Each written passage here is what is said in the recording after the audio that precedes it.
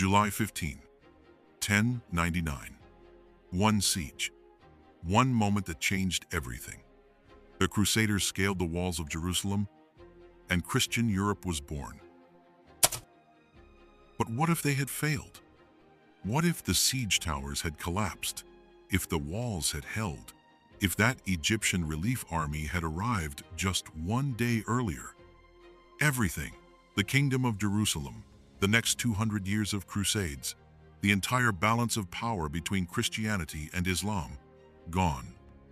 The Siege of Jerusalem in 1099 represents one of history's most improbable military victories, where a depleted, starving Crusader army somehow managed to capture one of the most heavily fortified cities in the medieval world. The success of this siege, against overwhelming odds, established the Kingdom of Jerusalem and set the stage for 2 centuries of conflict between Christian and Muslim powers.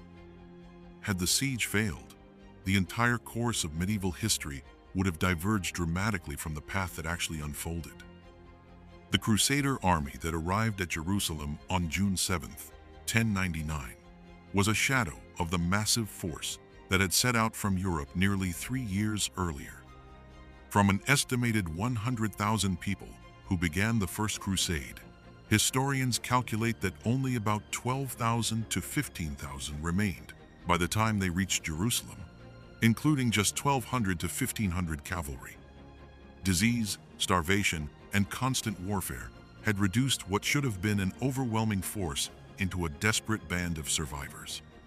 The Fatimid defenders, under the command of Governor Iftikhar ad-Dawla, had prepared Jerusalem for siege with methodical efficiency.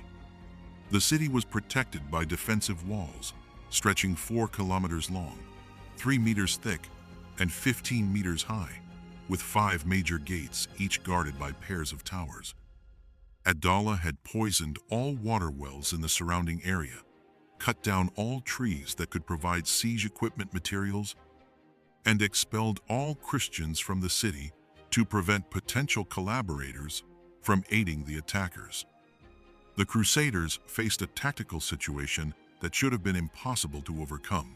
Without adequate siege equipment, insufficient supplies, facing a well-defended city in the middle of summer heat, with an Egyptian relief army already mobilizing to trap them between the city walls and reinforcements, the siege should have been a disaster. Modern military historians describe the First Crusade's success as staggering in its improbability, with multiple contemporary sources attributing victory not to superior tactics or equipment, but to what they perceived as divine intervention.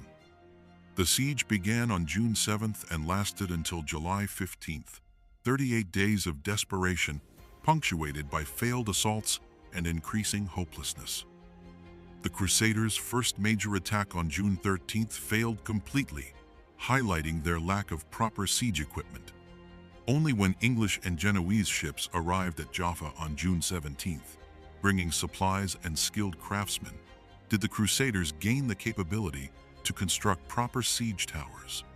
But even with siege equipment, success was far from guaranteed.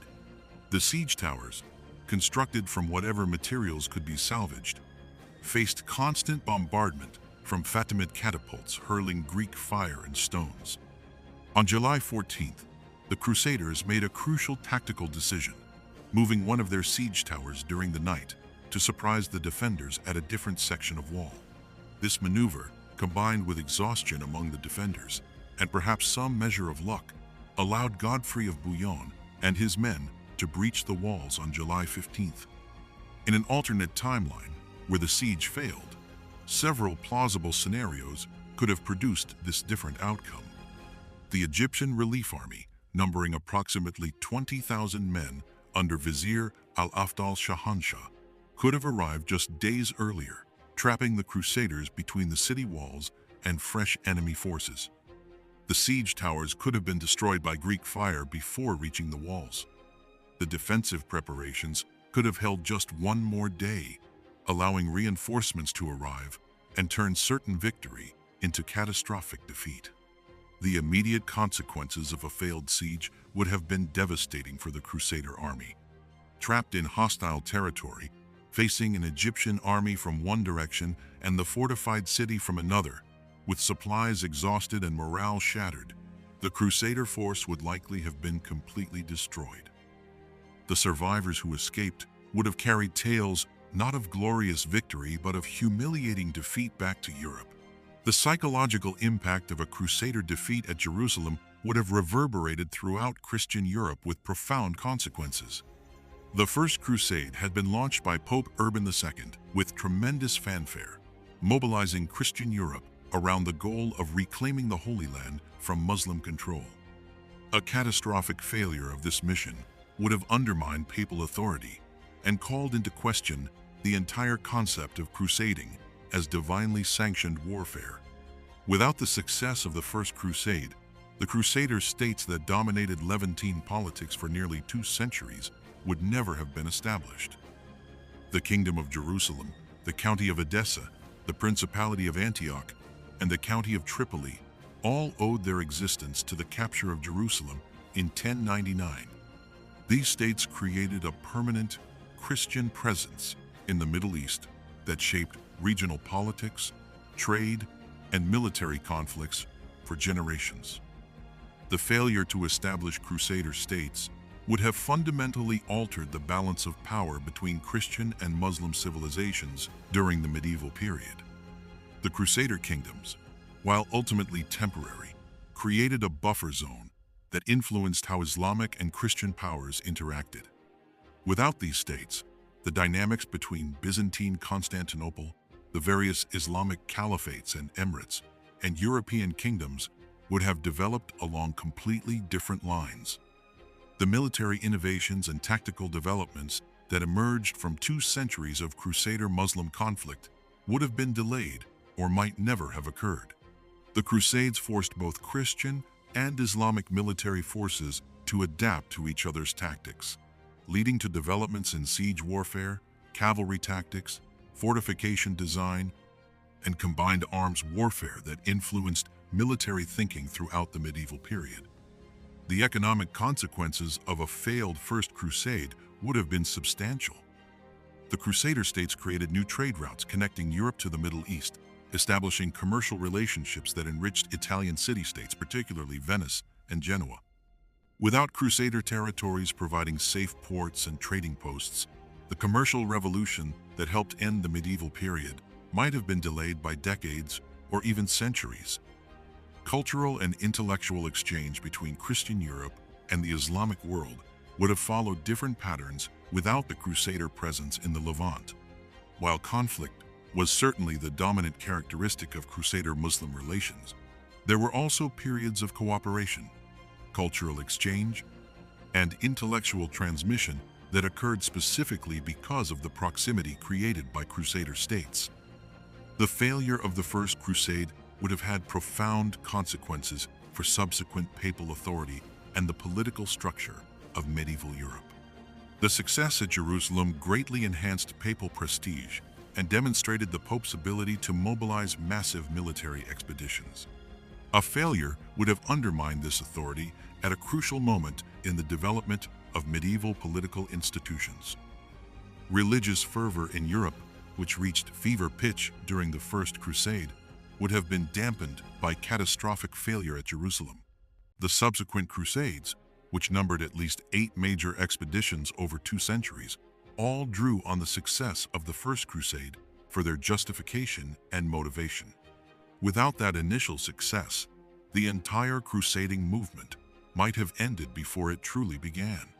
The military orders that became so influential in medieval Europe, particularly the Knights Templar and Knights Hospitaller, owed their existence and power to the establishment of Crusader states.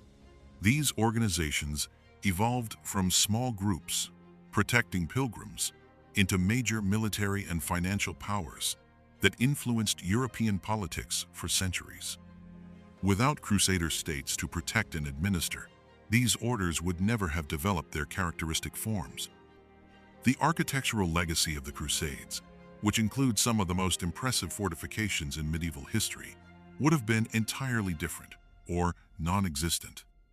The massive castles built by Crusaders in the Levant, such as Croix de Chevalier, represented the pinnacle of medieval military architecture and influenced castle design throughout Europe for generations. The failure at Jerusalem would have also affected the development of national identities in Europe. The Crusades played significant roles in shaping French, English, and German self-conceptions as Christian nations with global missions. Without successful crusades to celebrate, these national narratives would have developed along different lines. The Byzantine Empire's relationship with Western Europe would have evolved differently without the complications introduced by Crusader states.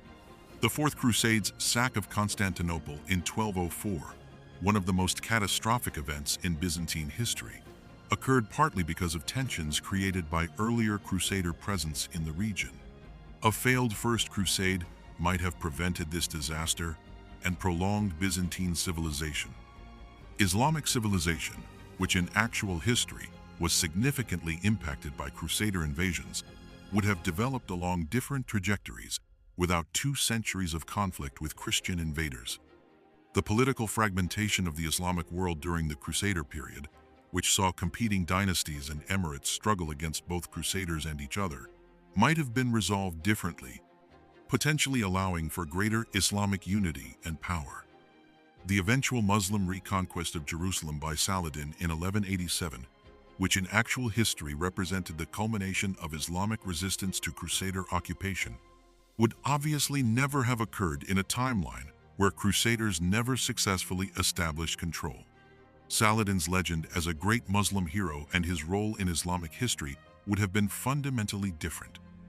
The intellectual and philosophical developments in Europe that were influenced by exposure to Islamic learning through Crusader contexts would have taken different forms. While much Islamic knowledge reached Europe through Spain and Sicily, the Crusader territories provided additional channels for transmission of mathematical, scientific, and philosophical ideas. The demographic consequences of a failed First Crusade would have been significant. The establishment of Crusader states led to substantial European migration to the Levant over 2 centuries. These settlers, numbering in the tens of thousands, represented a significant demographic shift that affected both European and Middle Eastern populations. Understanding what might have happened if the siege of Jerusalem in 1099 had failed requires recognizing how contingent historical outcomes truly are. The Crusader success was not inevitable. It resulted from specific tactical decisions, favorable circumstances, and perhaps some measure of luck. Had any of several variables been different, the entire trajectory of medieval history would have diverged from the course it actually followed. The siege of Jerusalem in 1099 represents one of those pivotal moments where history balanced on a knife's edge. The outcome determined not just the fate of the Crusader army, but the shape of Christian-Muslim relations, the development of European civilization, and the balance of power across the Mediterranean world for centuries to come.